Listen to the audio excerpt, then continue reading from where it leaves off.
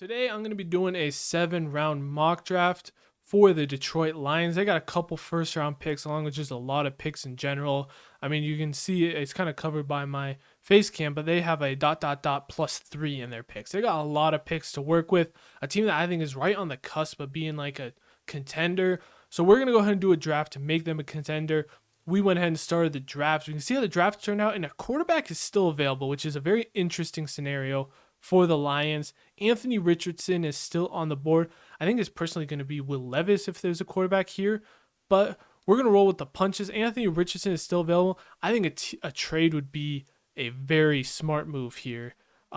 If you are the Detroit Lions and a quarterback is still here, because you just want pieces on this team. And I could definitely see a Devin Witherspoon. I think that'd be an incredible pick, especially after the Jeff Okudah trade. I think Devin Witherspoon would be a great, but if a team wants to come up and get a quarterback, like I think Tennessee will want to come up and get a quarterback. So we're going to make a trade with Tennessee.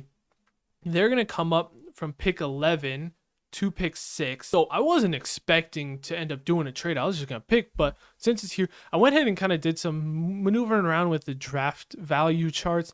And this is kind of the trade I came up with that I think could be a good trade for the Lions to trade back. So we're going to go ahead and trade from 6 to 11, and then we're going to jump up 14 spots in the second round. So we're trading up from 55 to 41. So a second round swap along with moving back 5 spots. It gives us another 41 is a very valuable pick for the Detroit Lions just to get more assets. We're going to offer this. They're going to accept the trade. The Tennessee Titans are jumping up to the 6th overall pick. They're going to go ahead and I assume grab Anthony. No, they're trading up for Peter Skoronski. That makes a lot of sense, assuming they're trading up for them. And then we just move back to pick 11, and we still get our pick in corner, and we can still get a corner who I see very close to Devin Witherspoon. Some people see him as cornerback 1. We need corner. We're going to grab Christian Gonzalez. Like I said, I see him and Devin Witherspoon very close. So if you can trade back, I don't think Christian Gonzalez ultimately is there at 11, but like if you can trade back and get, still do like Christian Gonzalez, I see very similar, along with jumping up 14 spots in second. That's an incredible trade for them. I think if they trade back to 11, my initial thought process was trade back and get a Joey Porter Jr. there, who I think is still a very good corner. And you could go ahead and get him at pick 11 and then also get that second round. But Christian Gonzalez is where we're going to take him. Pick 18 now. There's a lot of, I know I've heard Lions fans hate a tight end in the first round. I'm going to go ahead and get an electric dude in Kalijah Kancey, who I think this is a perfect situation for him to go in with dudes like Lee McNeil and some of the other run stuffing noses they have. I know there's a lot of debate about his arm size. I talked about him more in my offensive gems video, but man, I love Kalijah Kancey. The dude's just an electric fireball. And even if he's only like a designated pass rusher, interior pass rush is so important in a league where they pass like 65% of the time. I mean, pass rush is so important. Even if he's just a pass rush rotational dude, the electricity and value he can bring as a pass rusher is just so great. And a team, like I said, that has some deep run stuffing nose tackles, he can pair in there. He doesn't have to play rundowns for them. He can be more of a third down dude, and maybe he grows into a better run defender. But at least at the start, you get an electric pass rush for the interior, which is so important. Now, back up at pick 41.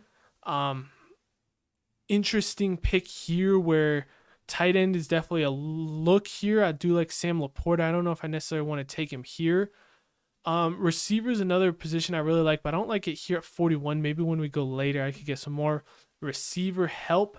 I do like a BJ Ojolari here, but one thing I will say is looking at their linebacker depth. I mean, Malcolm Rodriguez and Alex Anzalone. I believe Alex Anzalone only has 1 year left on his deal, so I do want to help out that linebacker room a little bit more. I do like what I saw from Malcolm Rodriguez, but he's more of your run defending linebacker. I think he's still got some things to work on at pass coverage. So I'm going to get a really good pass coverage linebacker in Daiyan Henley. That might not be a very popular pick, but I love Daiyan Henley. And as a pass coverage linebacker, he brings so much, and he can just help. Even if like Kalijah Kancey, if he starts off with being kind of like a nickel linebacker, where when you bring in that lighter personnel, he comes in coverage, that can be still great value, especially like I said, teams are getting lighter and lighter every year. So to get a dude, linebacker that can really cover, I think can help, and just more depth. Like I said, they got Alex Anzalone, but I don't think he's on I think it's a 1 year deal if I'm not wrong. And Malcolm Rodriguez showed signs, but he's still a rookie day 3 pick that Still got some things to work on, so we'll just get value there. Now back up at pick 48. Looking at what we have available, I still don't think double dipping in corner is a bad option if you want to grab a dude like Tyreek Stevenson. I know they brought in Emmanuel Mosley's only on a 1-year deal. I like Cameron Sutton, but like I said, Emmanuel Mosley's on a 1-year deal, so it's not like you're bringing him in for like the long run future. But I'm just gonna go ahead and attack tight end here. I still think they need tight end. I'm gonna get Sam Laporta, who I talked about him in my second round mock draft I did. But like he brings a lot of Kittle comps with the ball in his hands. He's not as good a blocker as George Kittle was, but like with the ball in his hands, this dude's a bully and a monster. Great after the catch, great tight end. They've spent a lot of high picks on tight ends and going from Eric Ebron and TJ Hawkinson, but they end up trading TJ Hawkinson. They need a tight end. I think Sam Laporta is good value there in the second. And so basically you can see from that trade, we ended up getting Daiyan Henley and Christian Gonzalez. So, I mean, Lions fans, let me know. Would you rather Daiyan Henley and Christian Gonzalez or Devin Witherspoon? I mean, that's kind of the argument for that trade down. I think that ended up working really well for us with that trade down. Moving on to pick 81, I definitely want to get some more O and D line just depth. We're to kind of attack the defensive interior. I still want some more edge depth. They have decent depth right there right now, so it's not like something I'm targeting early, but I definitely want some developmental edge just to provide some more depth. And O-line depth is always important, even as great of an O-line as they have right now. I mean, they have one of the better O-lines in the league. I think it's up there with it's probably top 3, up there with like the Eagles. But I definitely still think they could use more interior help. And I'm gonna grab Chandler Zavala, one of my favorite dudes in this draft class, as like a late day 2 guard. Really smart dude, really good football player. He balled at the Shrine Bowl. I think he's just provide more depth on that interior. Lineman is one of the most positions that gets hurt the most. I mean, linemen are in and out all the time. You rarely see teams play with the same 5 O-linemen all year. In a team like the Lions, whose kind of identity is built behind that O-line, you just want as much depth because their O-line right now, they got Graham Glasgow and Jonah Jackson, who are 2 solid guards. But behind them, they got Halapoulivaati Vaitai, and then Logan Stenberg. I mean, you want some more depth behind there, so that's why we're going to go ahead and get that pick in the interior. Now coming at pick 152, this is where you could look at developmental edge. I think could be good value. I love Jose Ramirez. I love Yasir Abdullah as 2 dudes who you could be looking at as value. I think if you want to bring in some more safety help, I mean, they brought in Chauncey. Tracy Walker's good, and I like Kirby Joseph. He balled, but Chauncey is kind of one of those things where, like I said, in round 5 you're getting depth, you're not getting starter plays, and Chauncey's on a 1-year deal, so I wouldn't mind attacking safety. I don't really like the value, so I'm actually not going to attack it here, but I do think safety is a position they could look at just getting some more value out of. I think I am going to attack edge rusher, and my favorite edge rusher available is definitely between Yasir Abdullah and Jose Ramirez. I just think Jose Ramirez is a more refined player. He's a bit of a smaller guy, and he probably is going to be more of a designated pass rush kind of dude. But I mean, I just love Jose Ramirez as a pass rusher. He's got all the moves in his arsenal. He's not a great athlete, but he's a good athlete. He was one of the dudes that stood out at the Shrine Bowl, kind of hurt his name going into. He led the FBS in sacks, kind of went to the Shrine Bowl, and this dude was just winning all his reps. I mean, he's a very good player. Now pick 159. We got 3 picks left. This is just building out depth on your roster, so I just want to take good values. And I do want to attack a quarterback. I'm going to get DTR, one of my favorite quarterbacks in this draft class as the next year. I got my quarterback rankings coming out later this week, so I'm going to talk more in depth about DTR. But he was also my offensive gems if you want to hear more about him. But he's one of my favorite day 2 picks at quarterback, just with that elite upside. Now pick 183. Yet again, I'm just going to go through and look for, I just want to get some value. Keep getting value. I still think O-line isn't a thing we just take our eyes off. This could be a good time to get some more corner value with some of the dudes available. I do really like Terrell Smith. I'm a lot higher on Terrell Smith than a lot of people.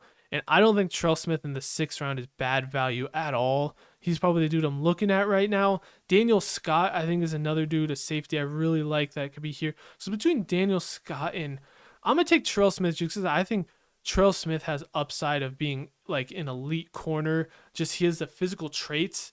He's got a lot to work on. But go check out my defensive gems video if you want to hear more about Charles Smith. I'm super high on him. He's just got elite height, weight, speed, and I think a dude who kind of can look at some of the molds of the corners we've had lately, like Tariq Woolen come out and just kind of that mold of height, weight, speed, and just develop him into a good player. Now at pick 194, let's go ahead and get some receiver help. And I'm going to get one of the best just athletes in this class, Bryce Ford Wheaton. I mean, I think I saw they put out something about RAS today is like 11th in the last like 10 years for receivers. I mean, this dude is one of the best athletes in the class. Go check out my Combine Risers video. I got all his Combine stuff set out, and that video is one of the players I highlighted. But he's just an elite athlete. Pair him in there with Jameson Williams. He can be kind of your depth behind Jameson Williams, where he can provide a similar role. Obviously, I'm not saying as good as Jameson Williams, but like that elite deep threat role that Jameson Williams brings. If anything were to happen to him, Bryce Ford Wheaton is another dude with a similar speed and athleticism to him that can bring in that value. This is our total haul in the end, though. Christian Gonzalez, Kalijah Cansey, Diane Henley, Sam Laporta, Chandler Savala, Jose Ramirez, DTR, Terrell Smith, and Bryce Ford Wheaton. We attacked a lot of positions. I love the trade down opportunity for them if a quarterback is there at 6. Just get more assets and just build out more and more depth on this roster, because I think corner is a very obvious fit for them with their first pick. But if you can trade down, like I love Devin Witherspoon and Christian Gonzalez, but I mean, I still really like Joey Porter and Deonte Banks. Like you can still get a dude with those, even if like you trade really far down. Even at pick 18, you might still have one of those dudes available to pick. And I think getting one of those dudes plus a lot of extra assets could be really worth it for them. But that's, like I said, if a quarterback is there. If no quarterback's there, I don't think a team's going to be offering a lot to trade up. So you sit there and probably pick Devin Witherspoon. I think is a great fit for them. But this is the haul we ended up with. Let me know what you guys thought, Lions fans, what you would change, what positions you think I missed out on, what positions you liked. That's going to be it for today's video. I got my quarterback and cornerback rankings coming out this week, along with a trade video coming out. It either came out yesterday or today or tomorrow, sorry. Just talk about trades and where I think teams should trade down and up. Maybe Lions fans can get some inspiration for that video. I'll see you guys next time, though. Thank you so much for watching.